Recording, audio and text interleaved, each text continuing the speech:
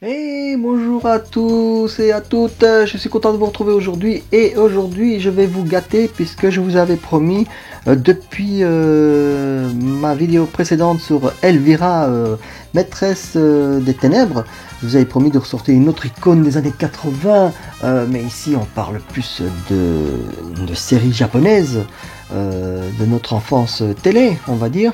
Et aujourd'hui je vais vous présenter Gordon ou Retsu en japonais de XOR ou Space Sheriff Gavan en japonais. Et oui, j'ai enfin mis la main sur cette terrible et magnifique figurine de Gordon. Je vous avoue que depuis l'année passée que je vous ai présenté XOR et son Roller Sky, j'étais à la recherche, mais c'est une pièce vraiment pas facile à trouver. Pour deux raisons. Premièrement, elle se fait de plus en plus rare. Et deuxièmement, quand vous la trouvez, c'est un prix vraiment... c'est un prix qui va vraiment vous éclater le portefeuille.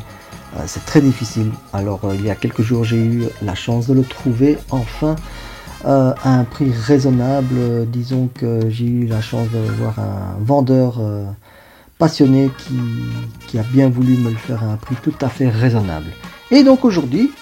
mon bonheur est de vous présenter cette figurine, voilà, je suis doublement heureux parce que je l'ai et parce que je vais pouvoir vous la présenter pour ceux qui ne la connaissaient pas ou ceux qui la connaissaient mais qui n'ont pas eu encore l'occasion de l'avoir entre les mains. Alors on y va, c'est parti, je vais vous présenter donc Retsu ou Gordon de chez SH Figuarts. Voilà, alors je vous montre la boîte. La boîte elle est super bien faite. Pourquoi je dis qu'elle est super bien faite? Parce que pour moi, la boîte de celui-ci, de XOR transformé avec son Roller Sky, je trouvais qu'elle était vachement sobre. Il n'y avait pas de mise en scène, il n'y avait rien. Tandis qu'ici, vous avez déjà, comme vous pouvez le voir, une belle présentation de Gordon quand il va se transformer. Sur le côté, vous avez une pose classique. Et derrière, regardez, vous avez une pose, c'est l'avant-dernière pose avant qu'il ne lève sa main pour être transformé.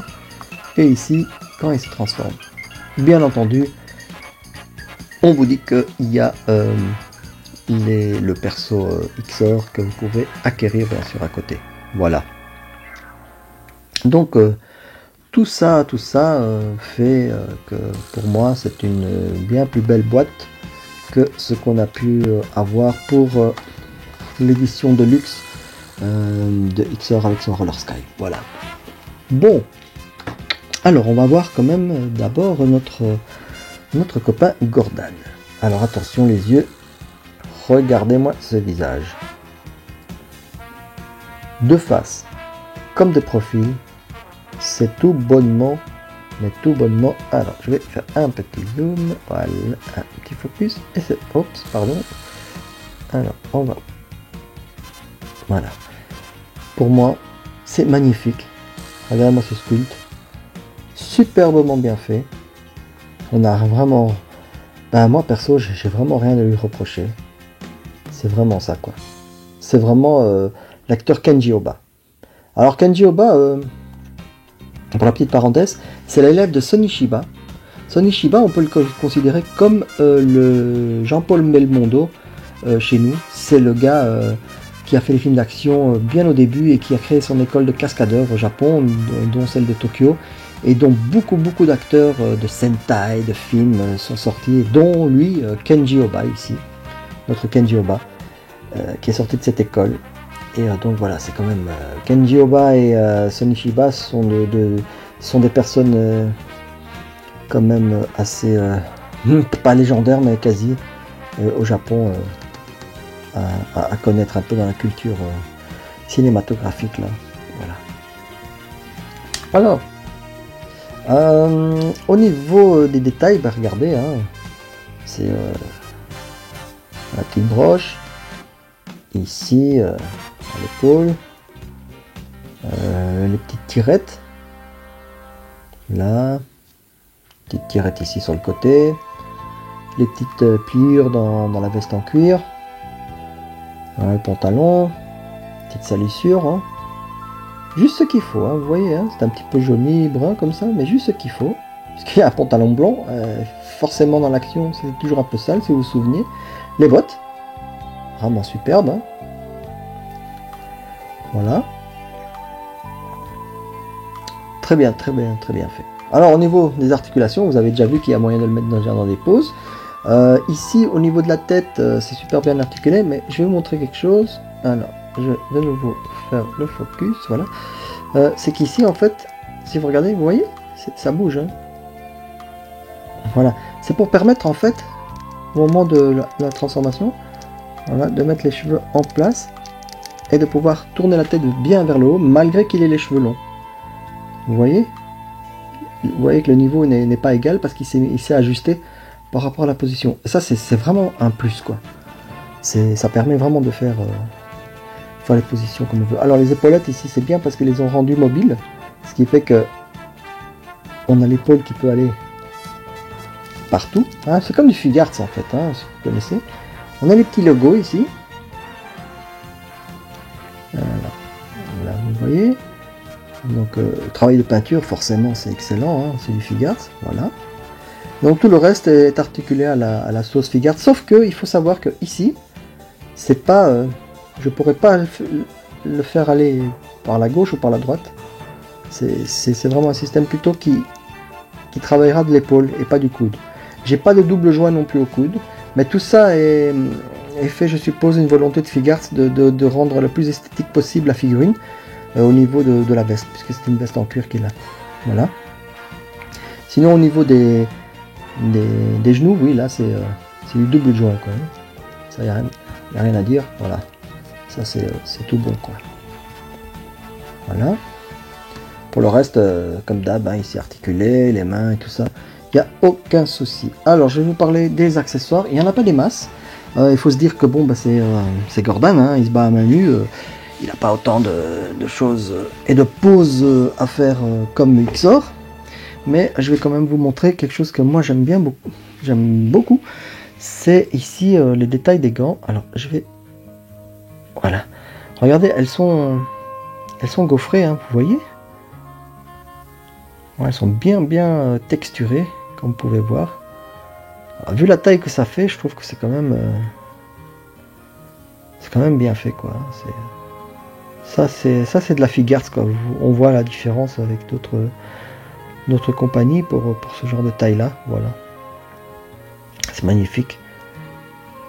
Alors on a au niveau des paires de mains, donc on en a deux comme ça, comme je viens de vous montrer, deux comme ça, relax, deux ouvertes, dont une vous la voyez ici quand elle est en transformation, et évidemment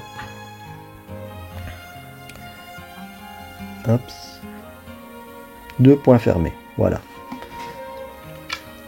Qu'est-ce qu'on a comme autre accessoire? C'est un accessoire un petit peu qui pour certains va paraître folklorique ou pas, mais c'est une base avec dessus un plastifié qui représente en fait les particules de métal qui tombent sur Gordon au moment où il fait appel à la transformation. Alors donc on met ça comme ça ici, et ça nous donne une petite illusion comme s'il allait recevoir son armure. Alors il y en a qui peuvent trouver ça kitsch, il y en a qui peuvent trouver ça pas super bien fait, mais moi je trouve que le geste et le fait que ce soit là, c'est quand même quelque chose de chouette, parce que voilà, il fallait y penser. Il n'y a pas, je vous dis, pas grand chose à donner comme accessoire à Gordon, mais voilà, cet accessoire là, oui, ça représente exactement le moment clé de ce personnage, c'est la transformation. Donc voilà, ça mérite d'être là, c'est tout simple, c'est chouette, et voilà, c'est un plus, quoi. Voilà, on a aussi, comme dans chaque Figuarts, un petit papier, petit mode d'emploi sur la transformation, pardon, je veux dire sur où mettre les mains, et le petit socle avec le plastique imprimé. Voilà. eh bien, je sais pas ce que vous en pensez, mais en tout cas, moi, je suis super content de posséder enfin cette pièce et de pouvoir forcément le compléter avec le pendant transformé de Xor ou Gavan en japonais. Mais regardez-moi ça, c'est une vraie tuerie. Je trouve que Figarts là nous sort plein de persos tout ça, mais alors là, nous avoir sortir ça, c'est une vraie tuerie. Alors sachez que donc je vous répète que si vous êtes à la chasse de ce perso de chez Figarts, vous allez encore pouvoir le trouver, spécialement encore au Japon, mais déjà le prix de base, je vous le dis, c'est 300 €. Ça va jusqu'à au moins 300 €. Avec la douane et tout, moi j'oublie quoi, je ne le ferai pas. Ici, vous pouvez peut-être encore le trouver, c'est très très rare, c'est très difficile, et vous le trouverez peut-être pas aussi en dessous de 300, malheureusement. Voilà. Donc soyez prévenus, c'est une magnifique pièce, mais qui est déjà sortie depuis il y a déjà 5 ans. Et ça devient tout bonnement impossible, ou tout bonnement très cher pour une Figarts, parce que celle-là, là-bas, je crois qu'elle est sortie à maximum 60 € à l'époque. Mais là, elle a plus que triplé de son prix. Voilà. En tout cas, moi, je serais déjà très content si j'ai pu vous faire découvrir cette figurine que vous ne saviez pas, ou que vous saviez mais que vous n'avez jamais eu entre les mains pour pouvoir voir ce que ça donnait. J'aurais été déjà très content de vous avoir fait découvrir ça. Et voilà, et je vous remercie de me suivre. N'hésitez pas à vous abonner si vous en avez envie pour voir d'autres vidéos. Et aussi laisser des commentaires sur votre ressenti sur des figurines, par exemple comme celle-là ou Elvira. Ce que ça vous a rappelé de nostalgie et tout ça. Donc n'hésitez pas à faire des commentaires, c'est toujours agréable. Et j'aime bien ça, donc voir un peu de réaction. Et de savoir que j'ai pu un peu vous faire plaisir avec ce genre de vidéo. Voilà, je vous remercie et je vous dis à très bientôt pour d'autres vidéos.